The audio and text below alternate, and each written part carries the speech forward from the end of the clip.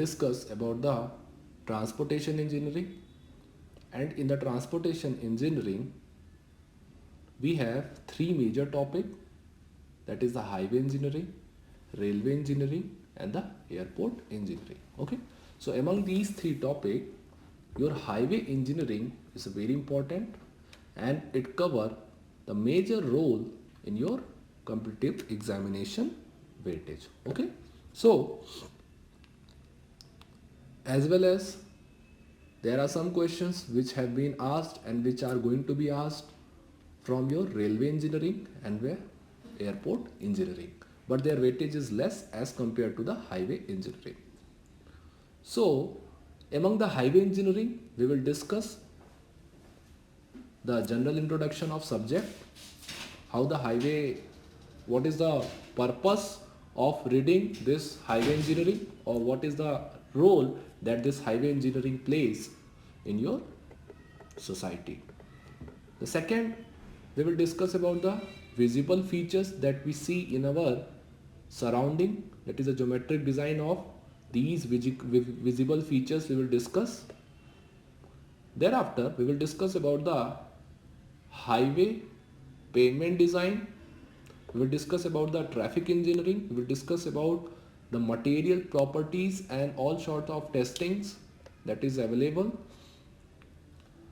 And we will also discuss about the maintenance repairing of our highways after the construction. Okay, so all these topics will be under your highway engineering. So today we will discuss about the general introduction of the subject of transportation engineering. Okay, so under the general introduction, the first point, this first heading will be your role of transportation. Okay, so what is the role of transportation? The second point will be the different modes of transportation. Okay, what sort of modes we have for the transportation. Third will be your general highways or the roadways features. What are the certain features we have in your highway engineering? The fourth will be the importance of roads in India. What is the importance of road in India? The fifth will be your classification of road, general classification of roads. The sixth will be your scope of highway engineering. Okay. Now, coming to the very first topic, that is the role of transportation. Okay, so what is the role of my transportation? The very first point I have mentioned, the economic development. The economic development. We know that India is developing country. Okay, so for the development, the transportation is the key without which you cannot develop in any scenario. There are many different sectors of economy, and for all these sectors, one way or other, you need transportation as a means of transport so that you could also come under the developing zone or under the developed zone. Okay, so for any development, the production plays a very important role. And how this transportation enhances my economic development? We know that every product produced like food, clothing, medicine, etc. need transportation at all stages. As we know that manufacturing sectors plays a very important role in your economic development, and to manufacture and thereafter the manufactured thing need to be transported to some place, and for that transport you need a means of transportation. And here comes the importance of transportation engineering. Okay, so whatever goods you have generated, you need to transport, you need to sell it in the market, and in order to sell it, you need to transport the good, and to transport, you need to study about the transportation engineering, what all sorts of means of transportation and how the roadways and highways are designed. The second will be, it increases my social activity. Okay, as we know that human beings are the social animals. We generally live in a society, and in order to move from one place to other, in order to move from one place to other, either in search of job or in search of for some other purpose, we need transportation and we need to travel. And to travel safely and economically, we need a medium, and there comes the importance of transportation engineering. The third is it makes life easy and comfortable. Okay. So being an engineer, our first role will be to make the life of people easier as well as comfortable, and in one way or other this transportation is doing the same thing. And being a transportation engineer, your first duty will be the safe, economical and the easy design of highways or roadways, railways, airways, and whatever will be the mode of transportation. Now, coming to the second point, that is the different modes of transportation. So, the different modes of transportation, we have land, water, air. Okay. So, under the land, we have railways as well as roadways. These both comes under the landway category, because both the railways and the roadways, these are constructed on the land itself. Okay. The second will be your waterways. Under waterways, water will be the means of communication. Will be the means of transportation. Under this waterways, we have inland waterways, and inland waterways in our countries are mainly in the big rivers, including Ganga, Brahmaputra, Godavari. Okay. So, and moreover, whatever goods we need to import or we need to export, that import and export is majorly done using water as a means of communication, and that too done using ships of enormous size, because this waterway is the cheapest, or it cost the least among the transportation. The third will be your airways. Under airways, you have your aeroplanes, jet planes, helicopters. All these will be your mode of transportation, and it is the most expensive mode of transportation. Okay. So this will be the different modes of transportation. Now coming to the third point, the highway or roadway. So here I have taken a certain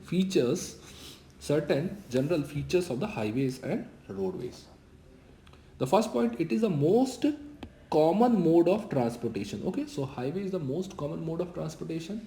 Okay, so and at the same time you can see that whatever, to every corner of our country we have roads as a means of communication, and that's why it is the most common and frequently observed mode of transportation. The second point is it give maximum service to all.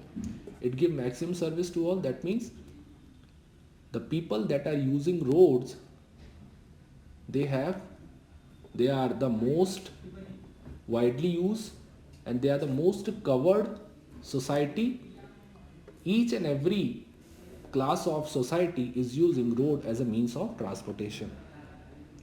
The third point, it gives maximum flexibility for travel with reference to route, direction, time and speed of travel. Okay, so there is the maximum flexibility in terms of time, route, direction as well as the speed of travel. Fourth point, it's very important point, it require a relatively low capital investment for the government. For the government, investment or financing any project is the major headache, and so investing in the roadways is the least among the other mode of transportation, that is railways or waterways or airways. Okay, so roadways or highways, these are the least expensive financing project for the government. Fifth point is it has the maximum reach among the whole community. Okay, so every class of society, whether it is poor, middle class, rich class of the people, they are using road as a means of transportation, so it has the maximum reach to almost all the society and to all the class of people. Now, coming to the subheading, the importance of roads in India.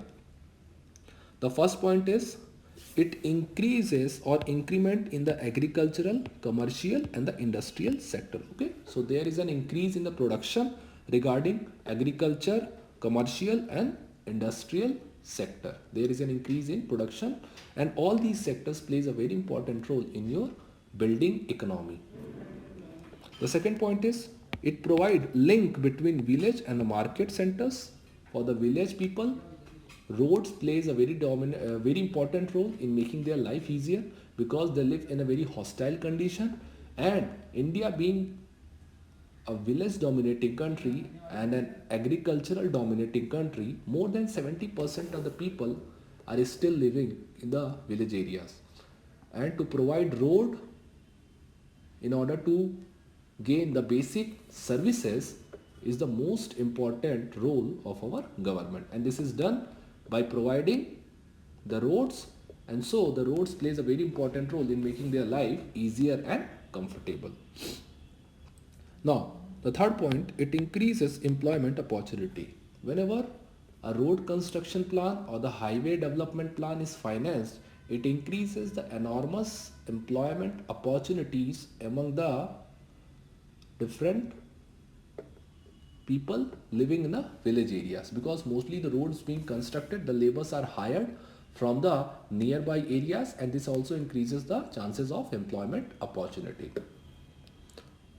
Then the overall economic progress can be achieved through the proper connectivity. As I said ki whatever you manufactured, you need to transport it, you need to sell it in the one market or another, and for selling it, for transporting it, you need a certain means of transportation, and you need a proper connectivity of the road, because economic development certainly depends on the proper road connectivity. And that's why in our country we have mega structure project, mega scale projects going on. Example, Bharatmala project, Golden Quadrilateral project, dedicated freight corridor project, Sagarmala project. All these projects have been financed by our government of India, keeping in mind that the economic development will be made if you have proper connectivity of road network. Okay.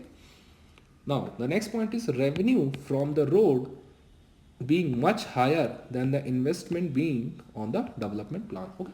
So whatever revenue you are generating after constructing the highway in the form of toll collection, that revenue is many times than the investment you have made in your developmental project. So this is also a very important point, and this is also the very important advantage of the highways or roadways. So these all are the points of importance of roads in India, why the roads being constructed, and why the highway projects or the roadways projects are given priority over other projects. Okay, so these are the basic features, these are the basic requirements. Now coming to the second topic, subtopic, that is a classification of your road, how the roads have been classified. So I have given a very brief classification. First one is a rural road, second one is the urban roads. Okay, so classification of rural roads, how the rural roads have been classified. Now under the rural road classification, we have national highways, state highways, major district road, minor district road and the village road. Okay, so national highways, these are the very important roads. These are used to connect the major cities of our country along the length and breadth of the country. Okay, so these roads are used to connect the major cities of the countries. State highway, these are used to connect the major cities within the state or in the state capital with the other cities of the state. Major district road, that is the roads present within the district area, and that too of national importance, that too of importance value. Like suppose we have the market, we have recreational parks, we have commercial parks. So all these roads connecting to the particular sector of the district, and that is of important value that comes under the major district road, and the other roads that are not so important and that do not connect the major city centers, that comes under the minor district road. And the village road is that road that connect the village area or the remote areas to the market centers of the town. And this is the major road, this is the only road which is very important from the villagers point of view, because they can sell their product in the market using this road. Okay, so this will be the road to their development. Okay, so all these brief classification is of rural road, and on the right side I have mentioned as per Nagpur Road Action Plan. So these classification is given as per Nagpur Road Action Plan, and what is this Nagpur Road Action Plan we will discuss later on. Now the second is the classification of urban roads. Likewise, rural roads, like we have studied about the rural road classification. Likewise, we have urban road classification. Under the urban roads, we have arterial roads, sub-arterial roads, collector street, local street, and the expressways. Okay, so this is the brief classification of urban road.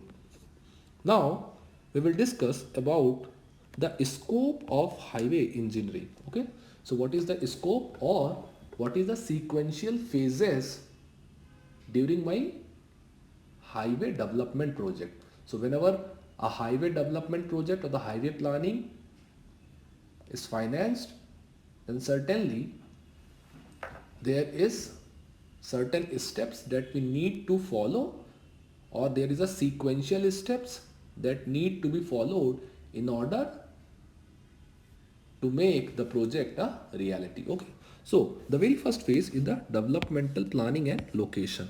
Under the developmental planning and location, we have basis for the planning, master plan, engineering surveys. Okay, so before deciding any development project, any highway development project, we first need to do the basic surveys, whether it is required or not, whether there is a need for a new highway or not.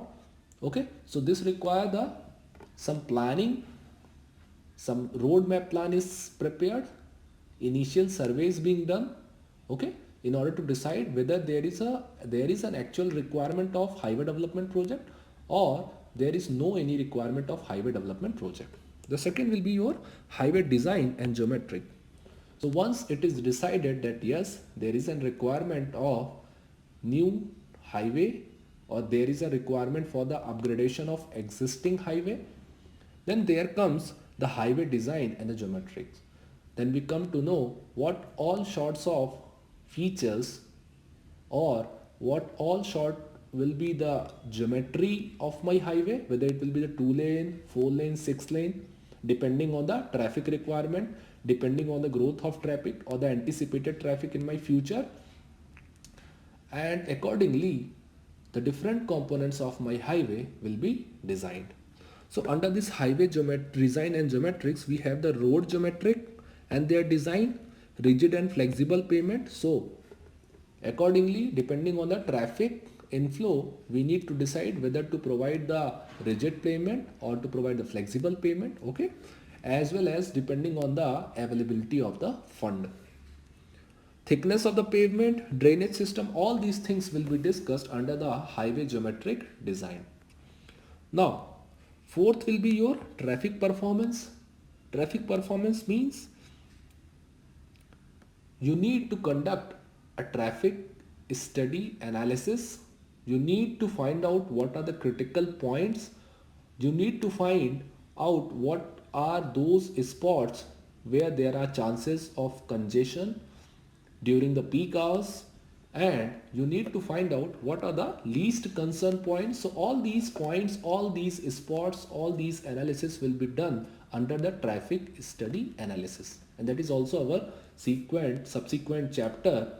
In our traffic study analysis, we will come across the various terms and various data and various surveys done regarding the traffic analysis. Okay, so under the traffic performance, we study the traffic studies, regulations, controls, intersection designs, signs and markings. Okay, so these will be discussed under your traffic performance.